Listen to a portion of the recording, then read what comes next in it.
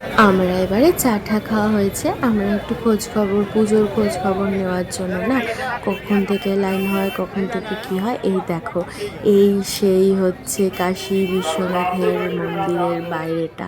মানে এত ভালো লাগছে, মনটা এত শান্তি।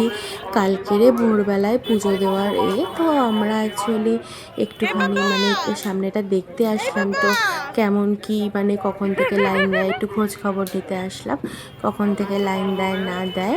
তো এই দেখো, শ্রী কাশী বিশ্বনাথ ধাম, মানে এখানে পুজো দিয়ে একটু পুণ্য করতে এসেছি আমরা।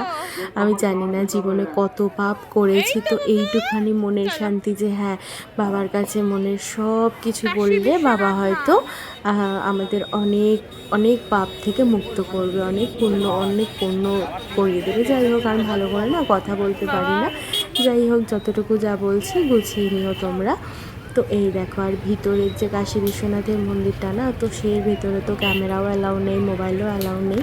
তো সেক্ষেত্রে ভিতরটা অ্যাকচুয়ালি পুরো সোনা দিয়ে তৈরি। সোনা মানে হচ্ছে কাশী বিশ্বনাথের যে মন্দিরটা রয়েছে না, মেন মন্দির, সেটার চূড়াটা পুরো সোনা দিয়ে তৈরি। তো দেখতে পাচ্ছ তীর্থযাত্রী এত এত, আর তেমনি ঠান্ডা পড়েছে, কী বলবো।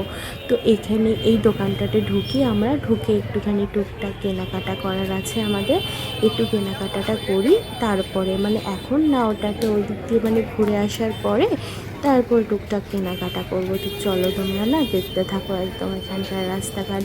আর যেহেতু মানে পরপর পরপর কীরকম মানে প্রাসাদের মতন চারদিকে, যেখানেই তাকাবে সেই দিকেই যেন রাজপ্রাসাদের মতন চারদিকে।